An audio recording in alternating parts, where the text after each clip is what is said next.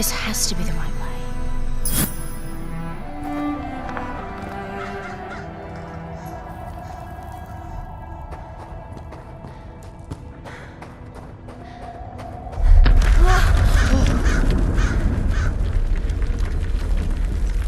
Before we continue, let's stop a moment and take a look at some of the key features of this demo. Much of what you see was built with Quixel Megascan assets, but instead of using the game versions, we used the cinematic versions, which would typically only be used in film. There are around 1 million triangles each, and thanks to virtual texturing, they all use 8K textures as well. Nanite can render an insane number of triangles very quickly. There are over 1 billion triangles of source geometry in each frame that Nanite crunches down losslessly to around 20 million drawn triangles. What does that many triangles look like? This isn't noise. These are the triangles, each a different color. Most are so small that they look like noise. Nanite achieves detail down to the pixel, which means triangles are often the size of pixels. This amount of geometric detail requires shadows to be pixel accurate as well, and Nanite can do that too. Speaking of lighting, all of the lighting in this demo is completely dynamic, with the power of Lumen that even includes multi-bounce global illumination. No light maps, no baking here. Without GI, all of that beautiful lighting is gone. With Lumen enabled, we can move the light and the bounce changes instantly. Okay, let's keep going.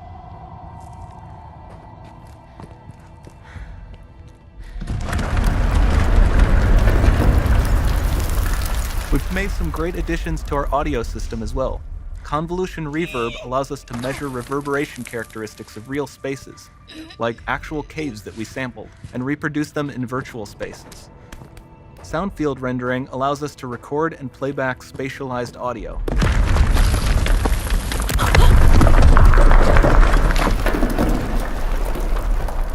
All of this adds up to a more immersive experience.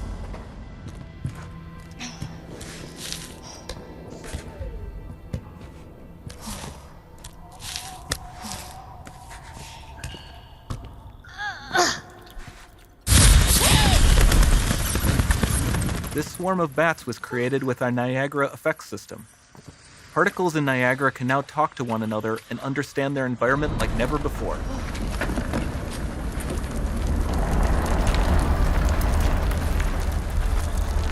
We've also added a ton of new functionality to run fluid simulations like you see in the water below.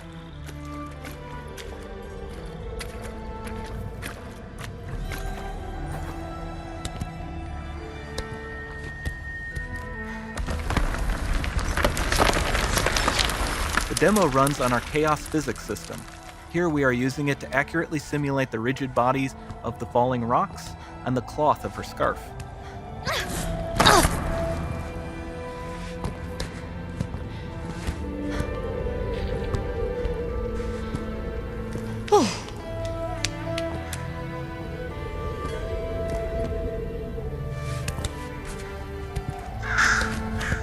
Now that the environment is so complex, we've needed to greatly improve our animation systems to adapt. We've added predictive foot placement and motion warping, which dynamically modifies IK and body position to look more natural. For the character to more realistically interact with the environment, we've added the ability to trigger seamless contextual animation events, like her hand on the door. That's promising.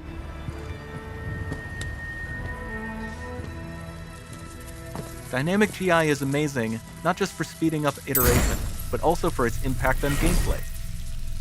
Nice. Any light source can move while It still might having be. beautiful bounce lighting. Dynamic illumination means specular as well, which you can see on all the metal surfaces.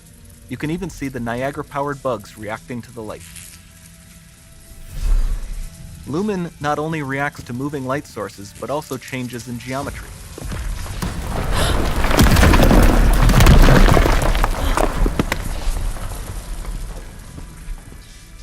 Remember we mentioned high poly assets?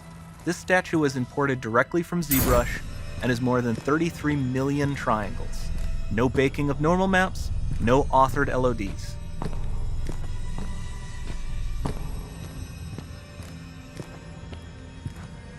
And we can do more than a single statue. There are nearly 500 of that exact statue at the same detail level placed in this room for a total of over 16 billion triangles from statues alone.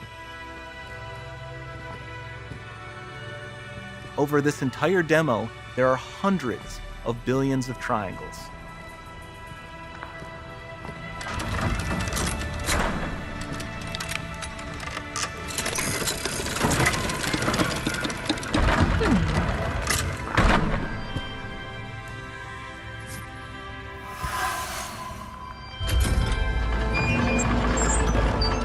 So with Nanite, you have limitless geometry, and with Lumen, you have fully dynamic lighting and global illumination, all running on a PlayStation 5.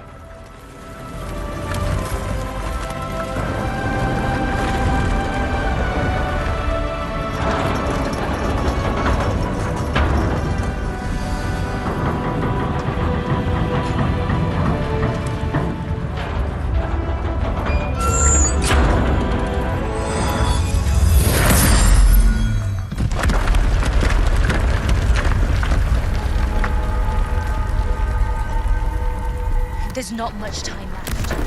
And this doesn't need to be constrained to small rooms. It can stretch all the way to the horizon. The portal, it's open. Don't fail me now.